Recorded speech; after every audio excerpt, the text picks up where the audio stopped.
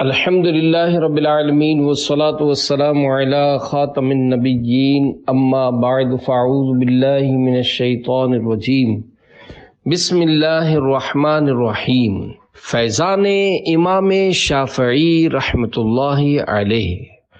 دعائے عطار یا رب المصطفیٰ جو کوئی 17 صفحات کا رسالہ فیضان امام شافعی رحمۃ اللہ علیہ پڑھ یا سن لے، اسے علم دین کی لازوال دولت سے مالا مال فرما کر بے حساب بخش دے، آمین بجاہ خاتم النبیین صلی اللہ علیہ وآلہ وسلم۔ درود شریف کی فضیلت۔ فرمان امام شافعی رحمۃ اللہ علیہ، میں ہر مسلمان کے لیے پسند کرتا ہوں کہ وہ حضور صلی اللہ علیہ وآلہ وسلم پر کثرت سے درود پاک پڑھے، بیٹھتے اٹھتے جاگتے سوتے ہو الہی میرا شعار درود، دل میں جلوے بسے ہوئے تیرے لب سے جاری ہو بار بار درود، صلو علی الحبیب صلی اللہ علی محمد۔ حسن سلوک کی بہترین مثال منقول ہے، ایک بار امام شافعی رحمۃ اللہ علیہ نے کسی درزی سے قمیض لانگ شرٹ سلوائی۔ درزی آپ کے مقام و مرتبے سے نا واقف تھا، اس نے مذاق کرتے ہوئے دائیں آستین رائٹ سلیو اتنی تنگ کر دی کہ اس میں آپ رحمۃ اللہ علیہ کا ہاتھ بمشکل داخل ہوتا، اور بائیں یعنی لیفٹ اتنی کھلی کر دی کہ اس میں سر بھی داخل ہو سکتا تھا۔ آپ رحمۃ اللہ علیہ کی خدمت میں جب قمیص پیش کی گئی تو آپ نے فرمایا، اللہ پاک تجھے جزائے خیر عطا فرمائے، تنگ آستین وضو میں اوپر چڑھانے کے لیے بہتر ہے اور کھلی آستین کتاب رکھنے کے لیے مناسب ہے۔ اسی دوران خلیفہ وقت کا قاصد یعنی میسنجر 10,000 درہم لے کر آپ رحمۃ اللہ علیہ کی خدمت میں حاضر ہوا۔ آپ نے اس سے ارشاد فرمایا، اس درزی کو کپڑوں کی سلائی دے دو۔ جب درزی نے قاصد سے آپ کے متعلق پوچھا تو اس نے بتایا، یہ بزرگ امام شافعی رحمۃ اللہ علیہ ہیں۔ یہ سنتے ہی وہ آپ رحمۃ اللہ علیہ کے پیچھے ہو لیا اور قدم مبارک چومتے ہوئے معذرت کی، پھر آپ کی خدمت بابرکت میں ہی رہنے لگا اور آپ رحمۃ اللہ علیہ کے حلقہ احباب میں شامل ہو گیا۔ اللہ رب العزت کی ان پر رحمت ہو اور ان کے صدقے ہماری بے حساب مغفرت ہو، آمین بجاہ خاتم النبیین صلی اللہ علیہ وآلہ وسلم۔ صلو علی الحبیب صلی اللہ علی محمد۔ پیارے پیارے اسلامی بھائیوں، آپ نے ہمارے بزرگوں کا حسن اخلاق دیکھا۔ اگرچہ معاملہ غصہ دلانے والا تھا، مگر انتقام نہ لینے کا حسین جذبہ رکھنے والے علم و حلم کے امام حضرت امام شافعی رحمۃ اللہ علیہ کی شان پہ قربان، آپ نے نہ صرف درزی کو معاف فرما دیا بلکہ اسے اجرت سے بھی نواز دیا۔ عزت و شرافت کی انتہا، کروڑوں شافعیوں کے امام، دوسری صدی ہجری کے عظیم تابعی بزرگ حضرت امام شافعی رحمۃ اللہ علیہ کا مبارک نام محمد، کنیت ابو عبداللہ اور والد محترم کا نام ادریس تھا۔ آپ رحمۃ اللہ علیہ کا ایک لقب ناصر الحدیث بھی ہے۔ آپ راتوں کو جا کر عبادت کرنے والے، دنیا کی لذتوں سے دور رہنے والے، نیکی کی دعوت دینے اور برائی سے منع فرمانے والے تھے۔ آپ کا شجرہ نسب اللہ پاک کے پیارے پیارے آخری نبی صلی اللہ علیہ وآلہ وسلم سے جا ملتا ہے۔ امام ابو نعیم احمد بن عبداللہ اصفہانی شافعی رحمۃ اللہ علیہ لکھتے ہیں، عزت و شرافت کی انتہا یہ ہے کہ ایک مسلمان کا خاندانی تعلق تمام مخلوقات سے افضل ہستی حضرت محمد مصطفیٰ صلی اللہ علیہ وآلہ وسلم سے جا ملتا ہو۔ والد محترمہ کا خواب، حضرت امام شافعی رحمۃ اللہ علیہ کی ولادت سے پہلے آپ کی امی جان نے خواب دیکھا کہ مشتری سیارہ جوپیٹر میرے بدن سے جدا ہو کر مصر میں گرا، پھر وہاں سے ہر شہر میں اس کی روشنی پھیل گئی ہے۔ خواب کی تعبیر بتانے والوں نے بیان کیا کہ آپ سے ایک ایسا عالم پیدا ہوگا جس سے خاص طور پر مصر کے لوگ فیض پائیں گے اور پھر ان سے دوسرے شہر والے۔ ولادت با سعادت کروڑوں حنفیوں کے عظیم امام اعظم ابو حنیفہ نعمان بن ثابت رحمۃ اللہ علیہ کی عین وفات شریف کے دن حضرت امام شافعی رحمۃ اللہ علیہ 150 ہجری کو فلسطین میں غزہ یا اسقلان کے مقام میں پیدا ہوئے۔ آپ کی عمر مبارک جب 2 سال ہوئی تو آپ کے والد محترم دنیا سے تشریف لے گئے۔ پھر آپ رحمت اللہ علیہ کی امی جان آپ کو لے کر مکہ پاک حاضر ہو گئیں۔ مکہ پاک میں ہی آپ نے پرورش پائی اور علم دین حاصل کیا۔ اشعار کی تلاش چھوڑ کر طلب علم دین۔ حضرت امام شافعی رحمت اللہ علیہ فرماتے ہیں، میں چھوٹی عمر میں اشعار تلاش کر کر کے لکھتا رہتا تھا۔ ایک دن میں مکہ پاک میں یا مکے کی ایک سمت میں جا رہا تھا کہ میں نے کسی پکارنے والے کو سنا، اے محمد بن ادریس، تم علم حاصل کرو۔ میں نے مڑ کر دیکھا تو کوئی نظر نہ آیا، مگر پھر میں نے علم حاصل کرنا شروع کر دیا اور میں پھٹے پرانے کپڑوں کے ٹکڑوں پر علم کی باتیں لکھ کر مٹکے کلے پاٹ میں ڈال دیا کرتا تھا، یہاں تک کہ وہ بھر گیا۔ میں یتیم تھا اور میری والدہ محترمہ کے پاس تعلیمی اخراجات کے لیے کچھ بھی نہیں تھا۔ شوق علم دین۔ امام شافعی رحمت اللہ علیہ کا بیان ہے، ماں کے پاس معلم یعنی ٹیچر کو دینے کے لیے کچھ نہ تھا، البتہ معلم اس بات پر راضی ہو گئے کہ ان کے جانے کے بعد میں مدرسے کی نگرانی کیا کروں۔ میں نے 7 سال کی عمر میں قرآن کریم حفظ کر لیا تو مسجد جانے لگا اور علماء کرام کے پاس بیٹھ کر حدیث اور دینی مسائل یاد کرنا شروع کر دیے۔ مکہ پاک میں ہمارا گھر وادی خیف میں تھا۔ میں کوئی چمکدار ہڈی دیکھتا تو اس پر حدیث اور مسئلہ لکھ لیتا تھا۔ جب وہ ہڈی بھر جاتی تو میں اسے ایک پرانے گڑھے میں ڈال دیتا۔ اللہ پاک نے آپ پر علم کے دروازے کھول دیے، یہاں تک کہ حضرت مسلم بن خالد زنجی رحمت اللہ علیہ نے آپ کو فتویٰ کی ترغیب دیتے ہوئے فرمایا، ابو عبداللہ تم فتویٰ دیا کرو، بخدا تمہارے فتویٰ دینے کا وقت آ چکا ہے۔ حالانکہ اس وقت امام شافعی رحمت اللہ علیہ 15 سال کے تھے۔ صلو علی الحبیب صلی اللہ علی محمد۔ امام شافعی کی فضیلت بزبان آخری نبی صلی اللہ علیہ وآلہ وسلم۔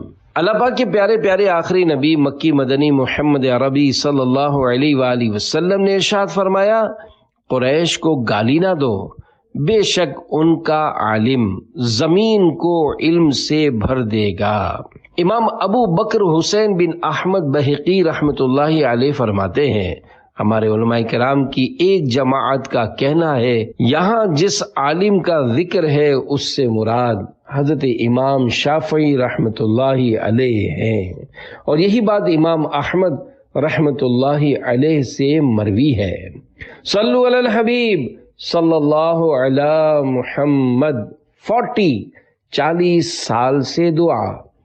امام احمد بن حنبل رحمت اللہ علیہ فرماتے ہیں، 6 افراد ایسے ہیں جن کے لیے میں سحری میں دعا کرتا ہوں، ان میں سے ایک امام شافعی رحمت اللہ علیہ ہیں۔ حضرت یحییٰ بن سعید قطان رحمت اللہ علیہ فرماتے ہیں، میں 40 سال سے نماز کے بعد خاص طور پر امام شافعی رحمت اللہ علیہ کے لیے دعا کرتا ہوں، اور حضرت ابو بکر بن خلاد رحمت اللہ علیہ فرماتے ہیں، میں ہر نماز کے بعد امام شافعی رحمت اللہ علیہ کے لیے دعا کرتا ہوں۔ ایوب بن سوید رحمت اللہ علیہ فرماتے ہیں میں گمان نہیں کرتا کہ میں امام شافعی کے بعد ان جیسا کوئی اور دیکھوں۔ مامون الرشید کہتے ہیں میں نے امام شافعی رحمت اللہ علیہ کا ہر طرح سے امتحان لیا مگر میں نے انہیں ہر امتحان میں کامیاب ہی پایا۔ عالم مدینہ امام مالک رحمت اللہ علیہ کی خدمت میں حاضری۔ حضرت امام شافعی رحمت اللہ علیہ اپنے چچا کے ساتھ مکہ پاک سے یمن تشریف لے گئے۔ جب واپس تشریف لائے تو پہل حضرت مسلم بن خالد زنجی اور حضرت سفیان بن عیینہ رحمت اللہ علیہما سے پڑھتے رہے۔ پھر آپ نے امام مالک رحمت اللہ علیہ کی خدمت میں جانے سے پہلے ان کی حدیث کی کتاب موطا امام مالک 10 سال کی عمر میں حفظ کر لی۔ آپ رحمت اللہ علیہ فرماتے ہیں کہ جب میری عمر 12 سال ہوئی تو میں امام مالک رحمت اللہ علیہ کی خدمت میں حاضر ہوا کہ انہیں موطا سناؤں۔ امام مالک رحمت اللہ علیہ نے چھوٹا سمجھ کر فرمایا کسی کو تلاش کرو جو تمہارے لیے پڑھے۔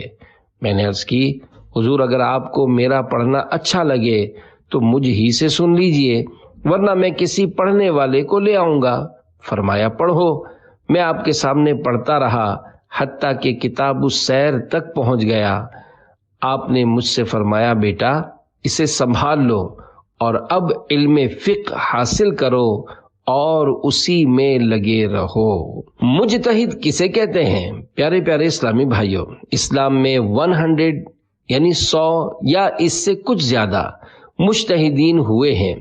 مجتہد وہ ہے جس میں اس قدر علمی لیاقت اور قابلیت ہو کہ قرآنی اشارات اور رموز کو سمجھ سکے اور کلام کے مقصد کو پہچان سکے اور اس سے مسائل نکال سکے، ناسخ و منسوخ کا پورا علم رکھتا ہو، علم صرف و نحو، بلاغت وغیرہ میں اس کو پوری مہارت حاصل ہو، احکام کی تمام آیتوں اور حدیثوں پر اس کی نظر ہو۔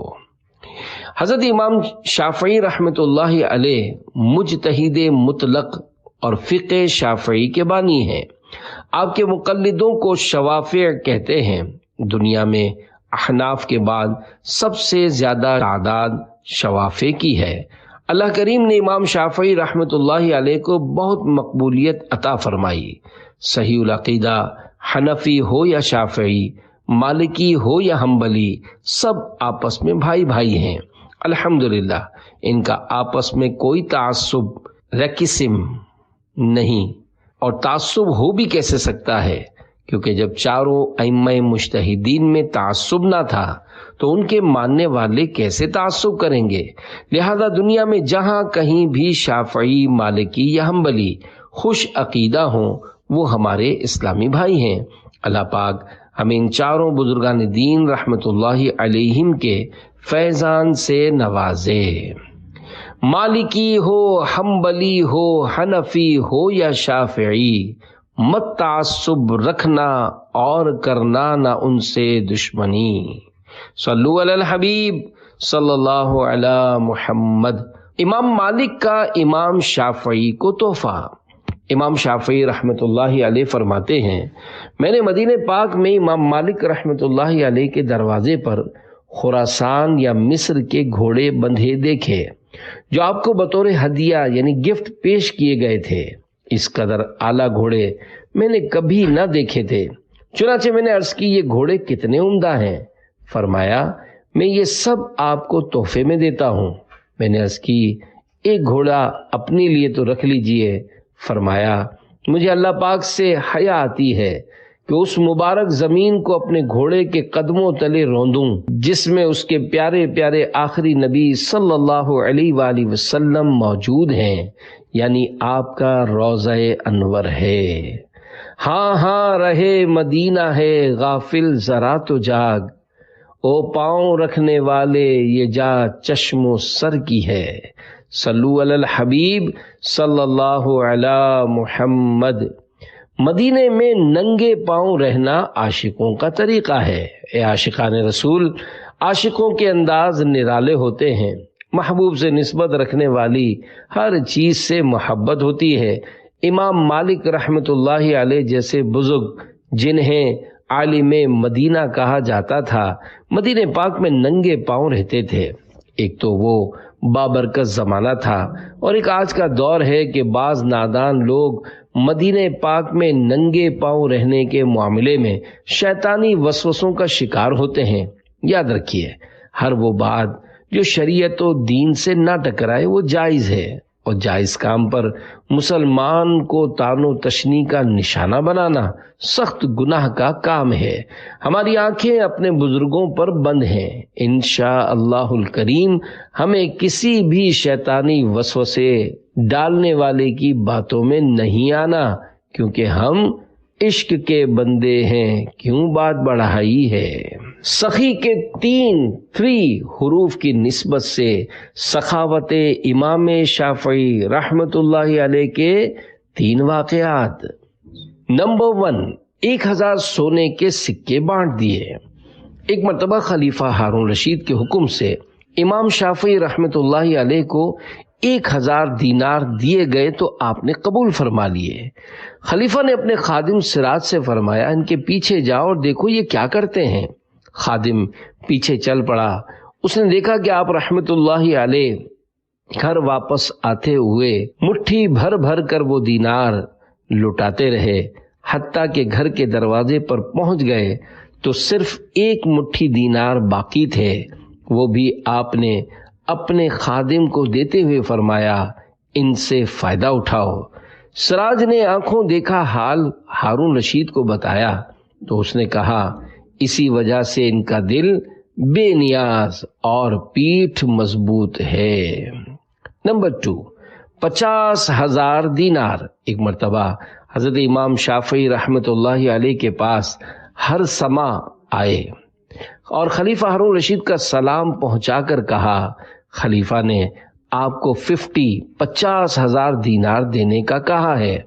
चुनांचे वो माल आप तक पहुंचा दिया गया। आपने हज्जाम यानी बार्बर को बुलाया और उसने आपके बाल तराशे तो आपने उसे 50 दीनार दे दिए। फिर कपड़ों के टुकड़ों में दीनारों की पोटलियां स्मॉल बैग्स बनाए और जितने करशी वहां मौजूद थे और जो मक्का मुकर्रमा में थे उनमें तकसीम फरमा दिए। हत्ता कि जब आप घर पहुंचे तो आपके पास 100 दीनार से भी कम रह गए थे। प्यारे प्यारे इस्लामी भाइयों, सखावत बड़ी उम्दा आदत है। अल्लाह करीम हमें भी अपने मुसलमान भाइयों पर अच्छी नीयत के साथ माल खर्च करने की तौफीक अता फरमाए। रिज़ा इलाही के लिए राह खुदा में खर्च किए हुए माल पर आखिरत में अजर व सवाब मिलने के साथ साथ सखी दिल शख्स दुनिया में भी इज्जत पाता है और लोगों के दिलों में उसकी मोहब्बत बढ़ती है, जबकि तंग हाथ रखने वाला कंजूस आखिरत के साथ साथ दुनिया में भी लोगों की नजरों में जलील होता है। अलबत्ता बिला जरूरत शरई किसी से सवाल नहीं करना चाहिए, क्योंकि सवाल अगरचे कम कीमत ही हो दूसरे की नजर में अपनी इज्जत कम कर देता है। इमाम शाफई रहमतुल्लाहि अलैह न सिर्फ सखी थे बल्कि अल्लाह पाक पर तवक्कुल करने वाले बामुरव्वत व हुस्न अखलाक के पैकर थे। आपकी मुबारक अंगूठी पर यह लिखा हुआ था, कफा बिल्लाहि सिक्कतुन ली मुहम्मद इब्न इदरीस, यानी मोहम्मद बिन इदरीस के लिए अल्लाह पाक पर एतमाद करना काफी है। नंबर 3, शागिर्दों के साथ हुस्न सलूक। अबू सौर रहमतुल्लाहि अलैह फरमाते हैं, इमाम शाफई रहमतुल्लाहि अलैह अपने सखी दिल होने के सबब बहुत कम ही अपने पास कुछ बचाते थे। इमाम मुज़नी रहमतुल्लाहि अलैह बयान करते हैं कि मैंने इमाम शाफई रहमतुल्लाहि अलैह से ज्यादा सखी किसी को नहीं देखा। ईद की रात एक मसले पर गुफ्तगू करते हुए मैं आपके साथ मस्जिद से निकला। हम आपके दरवाजे पर पहुंचे तो एक गुलाम आया और आपसे कहा, मेरे आका ने आपको सलाम कहा है और ये पैसों की थैली आपके लिए दी है। आपने वो थैली लेकर अपनी आस्तीन में रख ली। इतने में आपके एक शागिर्द ने हाजिर होकर अर्ज की, ए अबू अब्दुल्ला, अभी अभी मेरे यहाँ बच्चे की विलादत हुई है और मेरे पास कुछ नहीं है। आपने वो थैली اس کے حوالے کر دی اور خود خالی ہاتھ گھر چلے گئے۔ حضرت ربیع بن سلیمان رحمۃ اللہ علیہ کہتے ہیں میں نے شادی کی تو امام شافعی رحمۃ اللہ علیہ نے مجھ سے پوچھا مہر کتنا رکھا ہے؟ میں نے عرض کی 30 دینار۔ فرمایا ادا کتنا کیا ہے؟ عرض کی 6 دینار۔ تو آپ رحمۃ اللہ علیہ اپنے گھر گئے اور میری طرف ایک تھیلی بھجوائی جس میں 24 دینار تھے۔ 2 کاموں میں دلچسپی۔ حضرت امام شافعی رحمۃ اللہ علیہ فرماتے ہیں مجھے 2 چیزوں میں بڑی دلچسپی تھی۔ نمبر 1 تیر اندازی اور نمبر 2 علم حاصل کرنا۔ میں نے تیر اندازی میں اس قدر مہارت حاصل کی کہ 10 تیر چلاتا تو 10 کے 10 نشانے پر لگتے۔ راوی کہتے ہیں کہ علم کے حوالے سے آپ خاموش رہے تو میں نے عرض کی اللہ پاک کی قسم علم میں تو آپ اپنی تیر اندازی سے بھی بڑھ کر ہیں۔ امام شافعی رحمۃ اللہ علیہ کی داڑھی مبارک۔ امام مزنی رحمۃ اللہ علیہ فرماتے ہیں میں نے امام شافعی رحمۃ اللہ علیہ سے زیادہ حسین و جمیل نہیں دیکھا۔ آپ کے رخسار یعنی چیک مبارک ہلکے پھلکے تھے اور آپ کی داڑھی مبارک ایک مٹھی تھی۔ جب داڑھی شریف پر ہاتھ رکھتے تو ایک مشت یعنی 1 فسٹ سے زیادہ نہ ہوتی تھی۔ داڑھی مبارک پر مہندی لگاتے اور خوشبو بہت پسند فرماتے تھے۔ مسجد حرام میں دینی مسائل بیان کرنے کا دینی حلقہ۔ اے عاشقان اولیاء، مکہ پاک مسجد حرام میں فتوے کا حلقہ صحابی رسول حضرت عبداللہ بن عباس رضی اللہ عنہما کے پاس تھا۔ ان کے بعد عظیم تابعی بزرگ حضرت عطا بن ابی رباح رحمۃ اللہ علیہ یہ حلقہ لگاتے تھے۔ پھر حضرت عبد الملک بن عبد العزیز بن جریج رحمۃ اللہ علیہ فتویٰ دینے لگے۔ ان کے بعد یہ حلقہ حضرت مسلم بن خالد زنجی رحمۃ اللہ علیہ کے سپرد یعنی حوالے ہوا۔ پھر اس منصب پر حضرت سعید بن سالم قداح رحمۃ اللہ علیہ کے بعد حضرت امام محمد شافعی رحمۃ اللہ علیہ تشریف فرما ہوئے، جبکہ آپ اس وقت نوجوان تھے۔ عافیت کا سوال کیجئے۔ ایک مرتبہ حضرت امام شافعی رحمۃ اللہ علیہ شدید بیمار ہو گئے اور یہ دعا کرتے اے اللہ پاک اگر اس بیماری میں تو راضی ہے تو اس میں مزید اضافہ فرما دے۔ تو شہر کے اطراف سے حضرت ادریس بن یحییٰ معافری رحمۃ اللہ علیہ نے انہیں ایک خط بھیجا، اے ابو عبداللہ ہمارے لیے بہتر یہ ہے کہ ہم اللہ پاک سے عافیت کا سوال کیا کریں۔ اس کے بعد حضرت امام شافعی رحمۃ اللہ علیہ نے اپنے قول سے رجوع کرتے ہوئے عرض کیا میں اللہ پاک سے مغفرت طلب کرتا ہوں اور اس کی بارگاہ میں توبہ کرتا ہوں۔ پھر آپ یوں دعا کیا کرتے اللہم اجعل خیرتی فیما احب، یعنی اے اللہ پاک میری بھلائی ان امور میں رکھ دے جنہیں میں پسند کرتا ہوں۔ استاد بھی شاگرد کی طرف بھیجتے۔ امام شافعی رحمۃ اللہ علیہ کے نواسے احمد بن محمد رحمۃ اللہ علیہ فرماتے ہیں کہ میں نے اپنے والد محترم اور چچا جان سے سنا کہ حضرت سفیان بن عیینہ رحمۃ اللہ علیہ سے تفسیر اور خواب کی تعبیر کے متعلق کوئی بات پوچھی جاتی تو آپ امام شافعی رحمۃ اللہ علیہ کی طرف متوجہ ہو کر فرماتے یہ بات ان سے پوچھو۔ امام شافعی امام محمد کی خدمت میں۔ پیارے پیارے اسلامی بھائیوں، فقہ حنفی کے عظیم امام اعظم کے شاگرد رشید امام محمد بن حسین شیبانی رحمۃ اللہ علیہ امام شافعی کے اساتذہ کرام میں سے ہیں۔ جب امام شافعی عراق تشریف لائے تو امام اعظم کے قابل ترین شاگرد حضرت امام ابو یوسف رحمۃ اللہ علیہ کا انتقال شریف ہو چکا تھا۔ امام محمد رحمۃ اللہ علیہ نے حضرت امام شافعی رحمۃ اللہ علیہ کی بیوہ والدہ محترمہ سے نکاح کر لیا تھا اور امام شافعی ہی کو اپنا تمام مال اور کتب خانہ لائبریری دے دیا تھا۔ امام شافعی رحمۃ اللہ علیہ کے فقیہ و مجتہد ہونے کا سب سے بڑا اور حقیقی سبب یہی ہے۔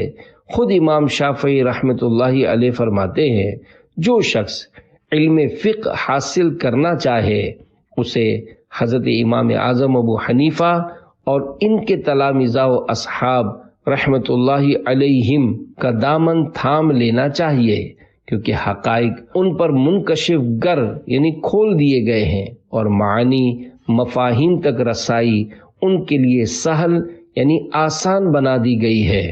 پھر فرمایا، خدا کی قسم میں ہرگز فقیہ یعنی عالم نہ ہوتا اگر میں محمد بن حسن شیبانی رحمۃ اللہ علیہ کا دامن نہ تھام لیتا اور ان کی کتابیں میرے پاس نہ ہوتی۔ حضرت ربیع بن سلیمان رحمۃ اللہ علیہ کہتے ہیں، میں نے حضرت امام شافعی رحمۃ اللہ علیہ کو فرماتے سنا کہ میں نے امام محمد رحمۃ اللہ علیہ سے بختی اونٹ کے بوجھ برابر علم حاصل کیا، اور وہ سب میں نے بذات خود سنا ہے۔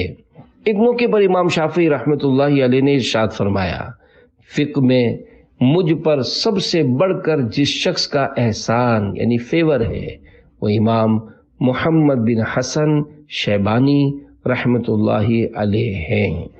بندہ موٹا کیوں ہوتا ہے؟ فرمانے امام شافعی رحمۃ اللہ علیہ، امام محمد رحمۃ اللہ علیہ کے سوا کوئی بھی موٹا شخص کامیاب نہیں ہوا۔ پوچھا گیا کیوں؟ فرمایا، اس لیے کہ عقل مند آدمی میں دو میں سے ایک عادت ضرور ہوتی ہے، یا تو وہ اپنی آخرت کے لیے غمگین رہتا ہے، یا پھر اپنی دنیا کے لیے اور غم کے ساتھ چربی کبھی نہیں چڑھتی۔ لہذا جب بندہ دونوں غموں سے خالی ہے تو پھر وہ جانوروں کی صف میں چلا گیا اور چربی چڑھنے لگی۔ بہت کھانے پینے سے پرہیز کرنا کہ بسیار خوری میں نقصان بڑا ہے۔ صلو علی الحبیب صلی اللہ علی محمد۔ امام شافعی کی امام اعظم سے عقیدت و محبت۔ امام شافعی رحمۃ اللہ علیہ کا بارگاہ امام اعظم ابو حنیفہ رحمۃ اللہ علیہ میں ادب و احترام کا یہ عالم تھا کہ آپ فرماتے ہیں کہ میں حضرت امام اعظم ابو حنیفہ رحمۃ اللہ علیہ سے برکت حاصل کرتا ہوں اور آپ کی قبر پر حاضری دیتا ہوں، اور جب مجھے کوئی ضرورت پیش آتی ہے تو میں 2 رکعت نماز نفل ادا کرتا ہوں اور ان کی قبر کے قریب آ کر اپنی ضرورت کے لیے اللہ پاک سے دعا کرتا ہوں تو میری ضرورت جلد پوری ہو جاتی ہے۔ اور ایک مستند روایت یہ ہے کہ حضرت امام شافعی رحمۃ اللہ علیہ نے نماز فجر امام اعظم رحمۃ اللہ علیہ کے مزار شریف کے نزدیک ادا کی تو اس میں قنوت نہیں کیا، جبکہ شوافع کے یہاں قنوت نماز فجر میں پڑھی جاتی ہے۔ کسی نے آپ سے سوال کیا کہ حضور یہ کیا کیا؟ آپ نے فجر میں قنوت نہیں کیا؟ آپ نے جواب میں فرمایا، یہ صاحب قبر کا ادب و احترام ہے نعمان ابن ثابت، ابو حنیفہ ہے ان کی کنیت، پکارتا ہے یہ کہہ کے عالم امام اعظم ابو حنیفہ۔ صلو علی الحبیب صلی اللہ علی محمد۔ مزارات اولیاء کی برکتیں۔ اے عاشقان اولیاء، اس واقعے سے یہ بھی پتہ چلا کہ اولیاء کرام رحمت اللہ علیہم کے مزارات شریف پر حاضری دینا اللہ کے نیک بندوں کا پرانا طریقہ چلا آ رہا ہے۔ جو لوگ بلا وجہ اولیاء کرام کے مزارات پر حاضری دینے سے منع کرتے ہیں وہ سخت غلط فہمی میں مبتلا ہیں۔ انہیں چاہیے کہ شیطانی وسوسوں سے بچتے ہوئے خود بھی مزارات مبارکہ پر حاضری دیں اور عاشقان رسول کو بھی حاضری سے نہ روکیں۔ البتہ اگر مزار شریف کے اطراف میں کوئی غیر شرعی معاملہ ہو یا بے پردگی وغیرہ ہو تو اس کو دل میں ضرور برا جانیے، مگر اس وجہ سے اپنے آپ کو حاضری سے محروم کر لینا سخت نادانی ہے۔ ناک پر مکھی بیٹھے تو مکھی کو اڑانا چاہیے، نہ کہ بندہ اپنی ناک ہی کاٹ ڈالے۔ اسلام کے پہلے خلیفہ حضرت امام شافعی رحمۃ اللہ علیہ نے فرمایا، حضرت ابو بکر صدیق رضی اللہ عنہ کی خلافت پر لوگوں نے اتفاق کیا، پھر آپ نے حضرت عمر رضی اللہ عنہ کو خلیفہ بنایا، جبکہ انہوں نے 6 افراد کی شورا بنائی کہ اپنے میں سے کسی ایک کو خلیفہ منتخب کر لے، تو شورا نے خلافت حضرت عثمان رضی اللہ عنہ کو سپرد کر دی۔ وجہ یہ تھی کہ رسول اللہ صلی اللہ علیہ وآلہ وسلم کے بعد لوگوں میں بڑی بے چینی تھی، اور انہوں نے آسمان کے نیچے حضرت ابو بکر صدیق رضی اللہ عنہ سے بہتر کسی کو نہ پایا، تو آپ ہی کو اپنا خلیفہ بنا دیا۔ حضرت ربیع رحمۃ اللہ علیہ کہتے ہیں، میں نے امام شافعی رحمۃ اللہ علیہ کو یہ فرماتے ہوئے سنا کہ رسول اللہ صلی اللہ علیہ وآلہ وسلم کے بعد لوگوں میں سب سے افضل حضرت ابو بکر، پھر حضرت عمر، پھر حضرت عثمان اور پھر حضرت علی رضی اللہ عنہم ہیں۔ سایہ مصطفیٰ مایہ اصطفیٰ، عز و ناز خلافت پہ لاکھوں سلام، یعنی اس افضل الخلق بعد الرسل، ثانی اثنین ہجرت پہ لاکھوں سلام۔ صلو علی الحبیب صلی اللہ علی محمد۔ امت محبوب کے لیے دعائیں۔ حضرت حسن کرابیسی رحمۃ اللہ علیہ بیان کرتے ہیں کہ میں نے امام شافعی رحمۃ اللہ علیہ کے ساتھ کئی راتیں گزاری ہیں۔ آپ تقریباً 1/3 رات نماز پڑھتے تھے، اور میں نے انہیں 50 سے زیادہ آیات پڑھتے نہیں دیکھا۔ اگر زیادہ پڑھ لیتے تو 100 پڑھ لیتے، اور کسی بھی آیت رحمت پر پہنچتے تو بارگاہ الہی میں اپنے لیے اور تمام مسلمانوں کے لیے رحمت کی دعا مانگتے، اور جب بھی کوئی عذاب کے تذکرے والی آیت پڑھتے تو اس سے پناہ مانگتے، پھر اپنے اور تمام مسلمانوں کے لیے اس سے نجات مانگتے تھے۔ خوف خدا سے بے ہوش ہو گئے۔ امام شافعی رحمۃ اللہ علیہ کے سامنے ایک مرتبہ بڑی پیاری آواز میں ان آیات مبارکہ کی تلاوت کی گئی۔ ھذا یوم لا ینطقون ولا یؤذن لهم فیعتذرون۔